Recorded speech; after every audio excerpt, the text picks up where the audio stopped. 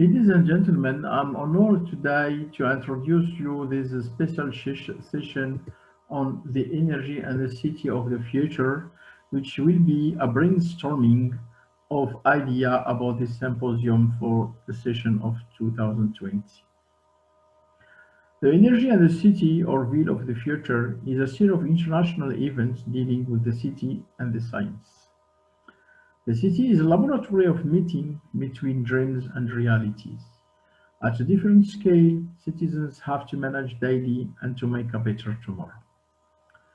The history of the International Conference on the Energy and the City of the Future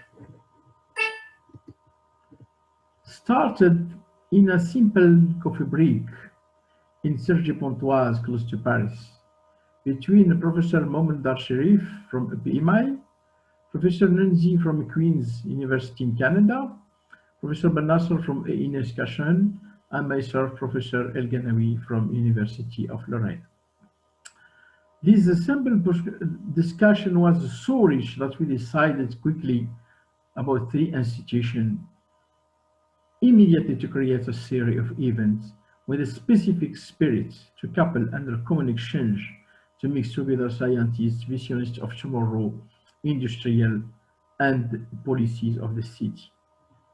Professor Ben Nasser and Jean-Michel Bricaire helped us continuously and joined the adventure in official sense about the email association in this session of 2020. Thank you for them. Then the symposium became the place to be for dreaming about 2050 city, then starting in Sergi, followed by Queens, followed by north of Morocco in Martil, the scientific basement of the conference being built in French language. Without imagination, future can't find any support to materialize human progress. As sketched on the slide that you see, the city of Longwy, which is a very small city in the north of France, in frontier between Belgium, Luxembourg, Germany, there is an imagination of 2050 and worked 2 days of the EVF symposium on 2017. Without a memory, future doesn't make any sense. This is a picture of our EVF in Fez in Morocco, a city old of 1,200 years. The conference served here as a bridge to connect past and future, history and future. Then we go to the city of Pune in India, close to Mumbai. This city with more than 3.5 million inhabitants become a city who gives some maturity to our event because the event traveled from the Francophone area to Anglophone area to a big country with a huge question on energy, materials, and cities. Here the edition reached the international dimension with full English presentation and paper published in E3Z proceedings. The next edition was supposed to held in Paris, but as you know, because of the health crisis, our session of today is supposed to make a brainstorming, serving potentially to alimentate the topics for coming events. All editions needed a huge organization. Warm thanks to Professor Desano for dressing the summary of Longwy edition, Professor Zorkani for Faz edition, and special warm to Professor Sridharshan for dressing the summary of Pune edition and for his group for such a huge work for organization, the Symposium of Pune. Our edition conclude with a signed document from scientists, citizens, political leaders on a strong intention on working on a common future of a better city, sustainable, making science and progress in the service of a better life of each and of all. This format making possible the session starting from in Canada at 8 a.m. and ending in India 10 and a half hours later. That allow us a panoramic vision on EVF history and progress for a city taking advantage on renewable resources for housing and mobility, energy, etc., taking to women in the center of the scientific and the technical progress. Many thanks for Queen University and University Mohammed VI in Morocco for hosting the online edition. Warm thanks to our speaker from Canada, Cameroon, France, India, Russia, and we wish you a big success and a long life to this event serving Homen and the city. Thank you. Welcome.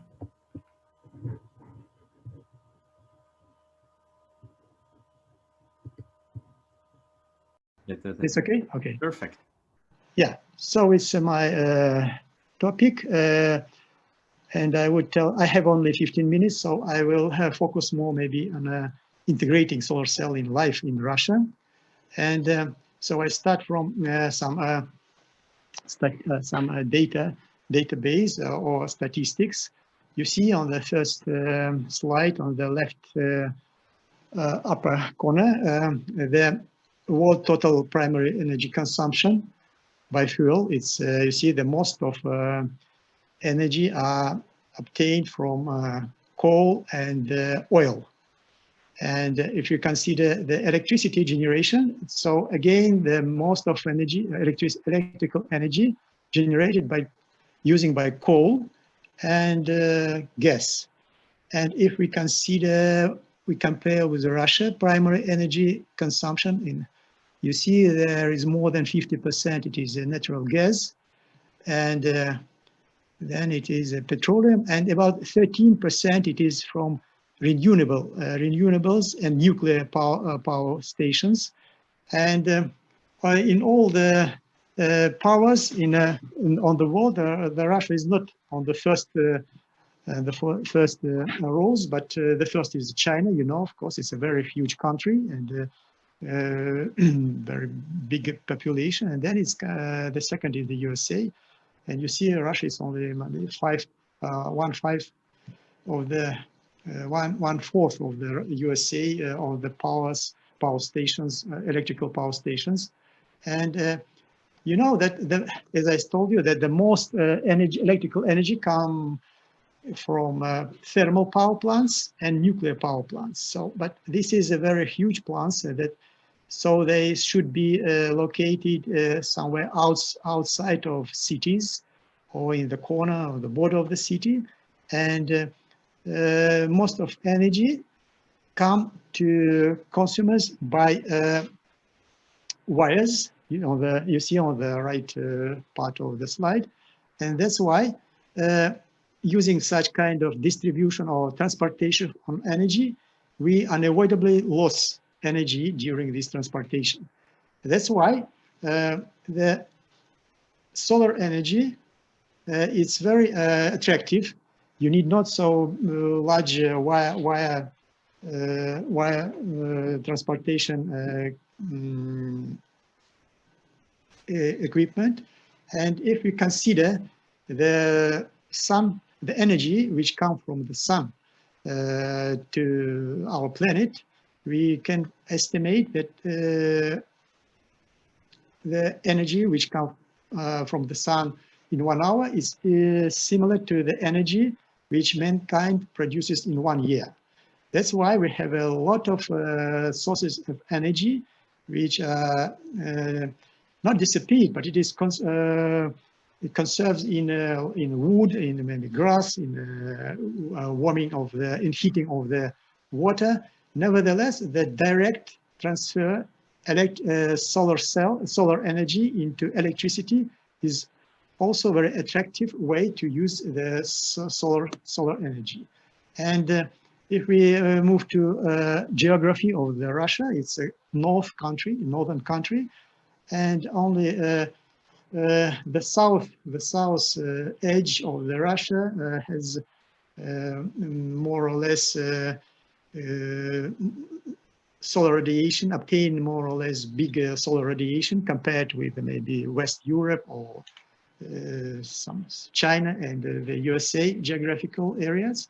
Nevertheless, the solar energy, solar cells are PV cells are used and started used in last 5-10 years in Russia, and it's a competitor to not competitor to gas or nuclear power plants, but it is also some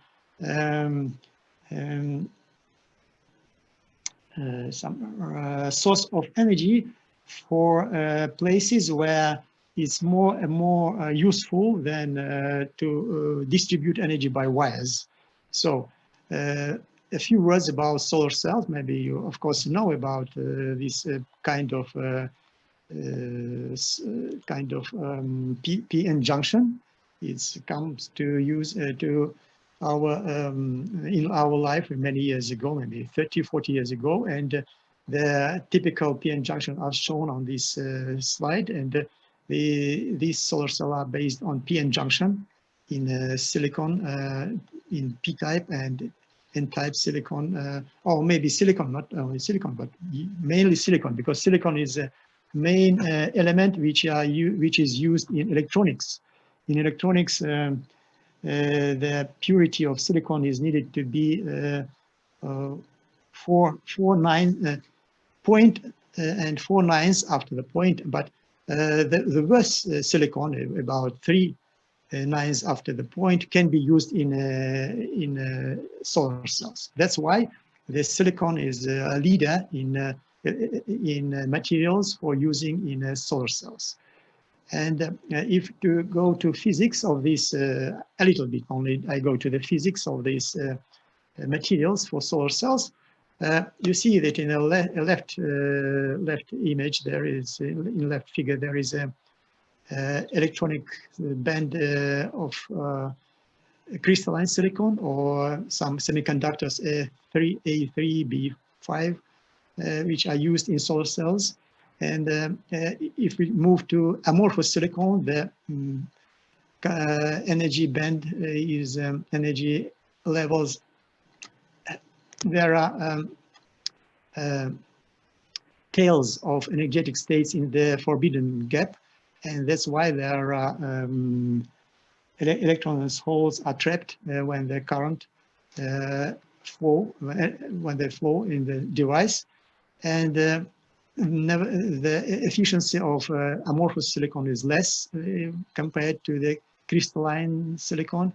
And the new emerging materials, it's like organic materials, they have some narrow band, conductive band and valence band, and also tails in the forbidden band gap. And they compare the efficiency of such materials are comparable with amorphous silicon. And but the very hot topic of the last 5-6 years is perovskites. Perovskites is polycrystalline thin films, which efficiency is as high as about 23%, and it's a very good new material which may be competitor with silicon, and because of the more easy technology for preparation of perovskite solar cells. And in Russia, there is a first very big manufacturer of silicon-based solar cells, based on heterojunction in crystalline silicon solar cells. And this company is called Hevel. It's a translation from Chuvash language. Chuvash nation, it's some small nation in the middle of Russia. And the plant is located in this republic near the Volga River.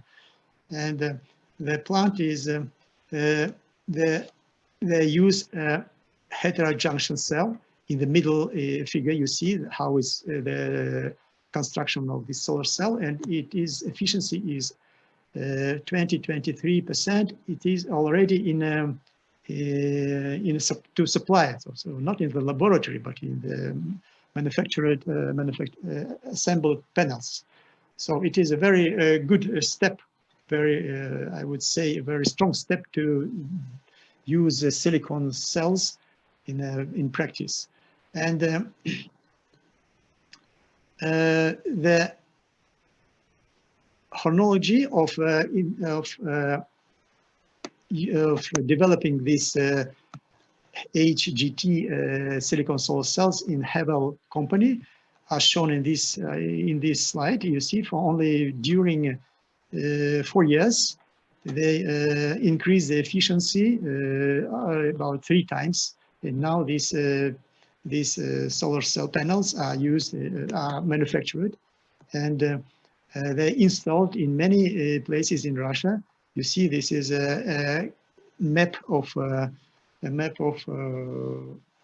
places where the production of these solar cells made in a Havel company are installed in Russia, and they distribute also to worldwide. I mean, in India, Saudi Arabia, some elements to the USA, and I mean European country, in Germany and Poland, and but mainly they focus in distribution their products in Russia, and they're starting from the north part of the Russia near St. Petersburg over here, and to the south places where the sunshine is very high. And now I tried to show you some. Okay, do you?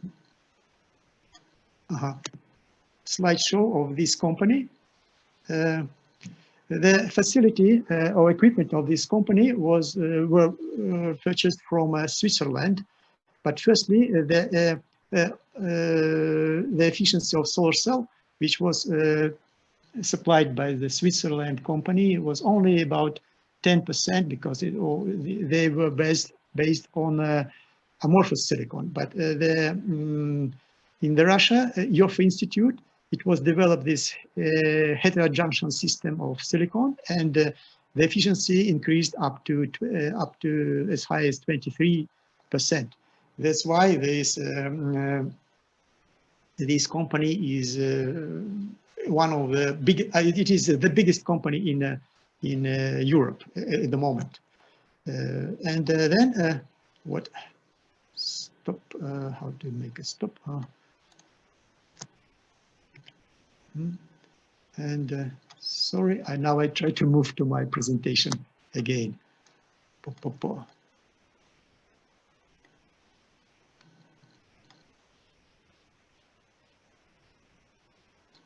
Sorry for the delaying. Oops. Sorry. You can eventually click again on the sharing on your okay. Yeah, screen sharing box. Okay, and good. It will give you several options.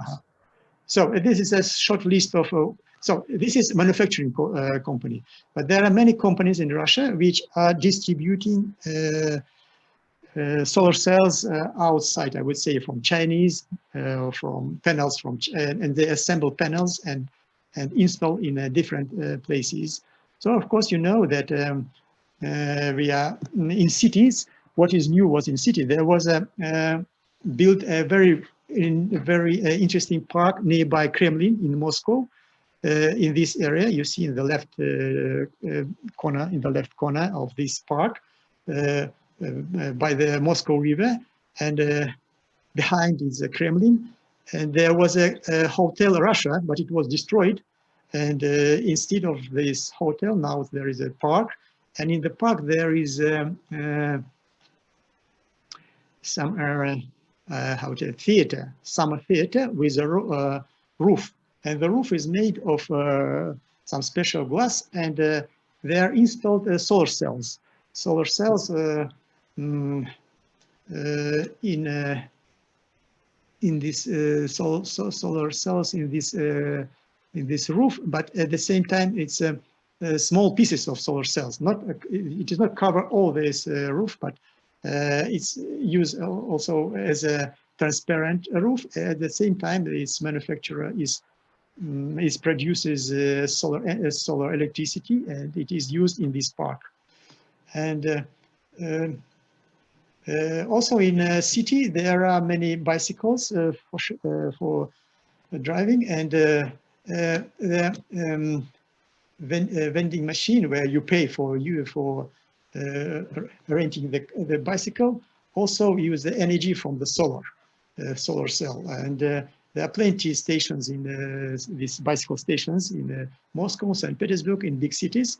I only make these take these photos from a city map with like a Google map, but it is a Yandex map or something, Russian version of Google map. And this what you can also, of course, you can see these many solar cells, especially in south cities in Russia. They use in a balcony as a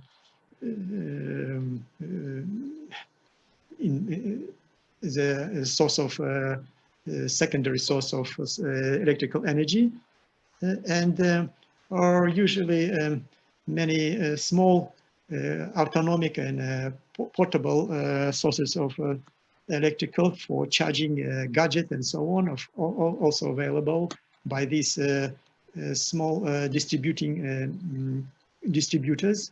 And yes, you can purchase this kind of for charging accumulators for different in your dashes or in your in your river, when you have a rest in the river, and in the cottages in the dashes. Yeah, it is in outside of big city, but nevertheless, it's also we use in the life. And you see, this is some examples which in the far east.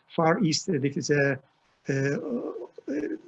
Pacific Ocean, and it is some village nearby this in the far east of the Russia.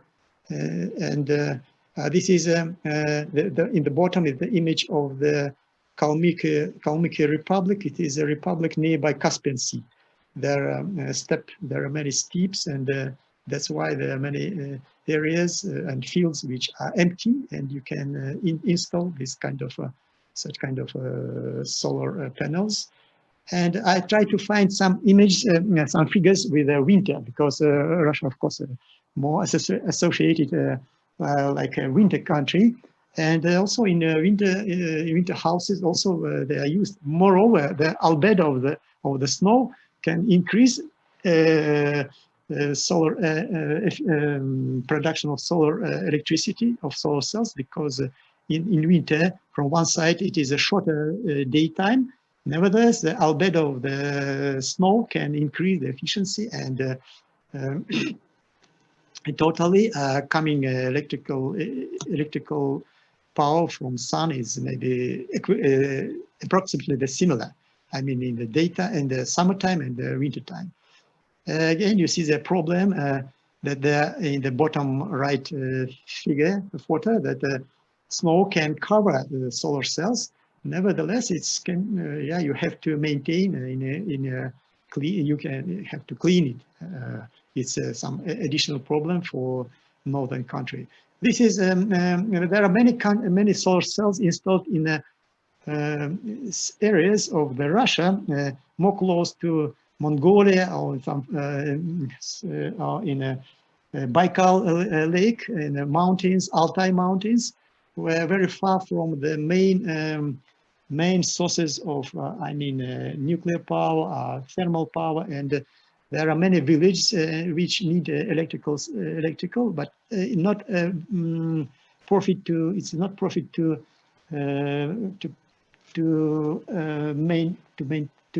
build wire transportation facilities there. That's why solar cells panels are very useful in these areas of Russia.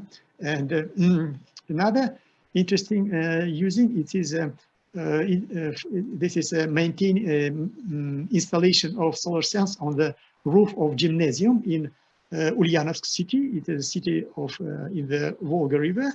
Nevertheless, for scholars, it's also interesting to to see and to watch how this new source of energy is can be used. It's again some power station in a nearby Volga River. It's Novokuybushevsk city.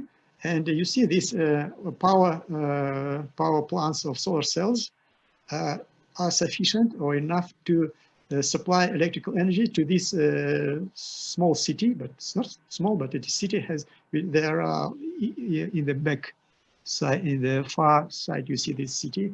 And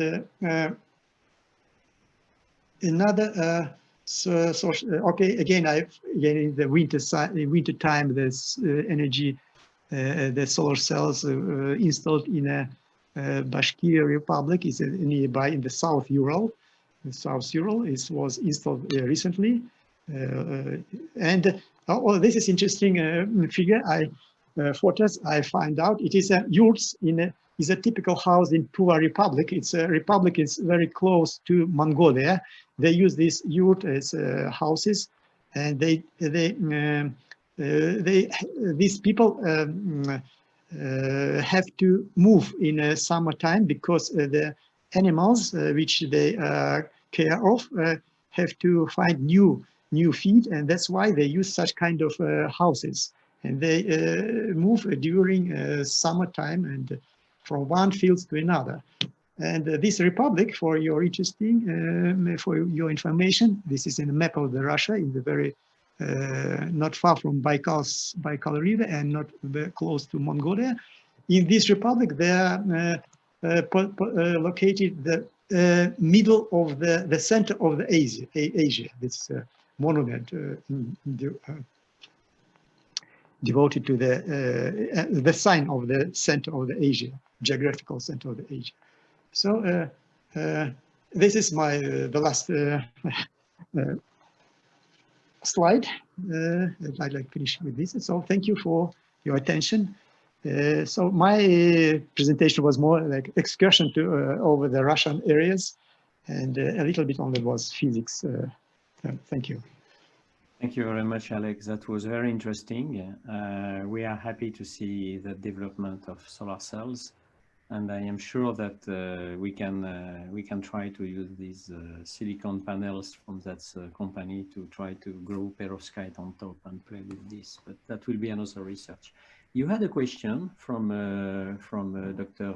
Shahiduzzaman from Kanazawa, which was considering considering what happens in Russia, considering the global warming. What are the decarbonization strategy of Russia to reduce carbon emission by 2050? Is there a strategy in that domain in Russia, or is that something still far away from preoccupations? You can read the question of Dr. Mm-hmm. Oh yes, SGD means Sustainable Goal Development. Thank you, Sohail. I didn't know that. So, what is the strategy of reduction of?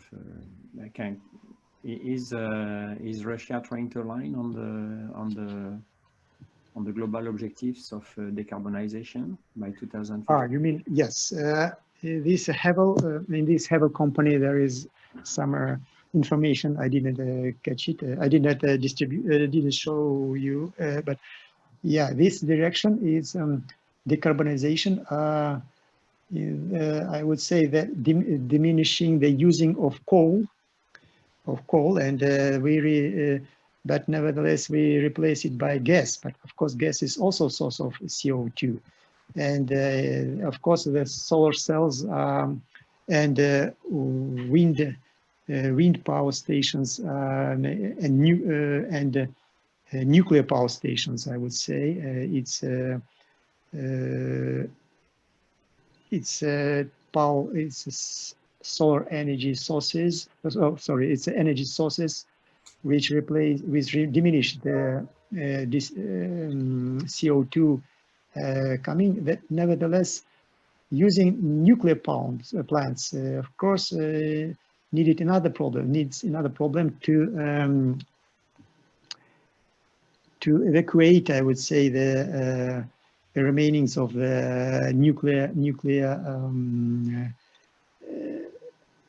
reactions of, and the most cleaning, of course, it's most clean sources, of course, is solar cells. And now there is a government program to increasing investment and the production of solar cells. You see, there's a plant. I demonstrate you a plant based on silicon cell, but now there is a new plant which will be launched in Russia maybe next year, which is based on a CIGS photoactive materials. It's a CIGS. It's a cuprum diselenide, gallium diselenide crystals, and it will be the power of this plant will be similar to that of the silicon power station. So this will be the second one. And I would say that I should say that before in Russia government did not pay attention to this alternative energy, because there was a lot of I would say very cheap sources like gas, coal, and oil. But now, looking on the problem, big problem of the world, I mean CO2, CO2, the people and the government and the bureaucratic authority understand that they should turn their efforts to invest financials to alternative energy and clean sources of energy. I feel it also in the foundation, I mean the scientific foundation support, financial supports. There are, is one of the, I would say, one of the mainstream for supporting the topics dealing with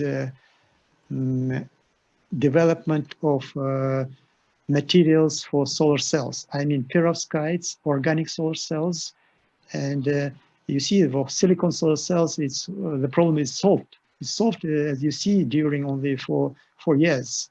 When the scientists focused on this problem, they solved it, and now the plant was built. So I believe that the similar problems will be solved dealing with the perovskite solar cell mainly, firstly, and from what I also can tell you that there are also private investors which are ready to invest money into production of the solar cells, not on the government.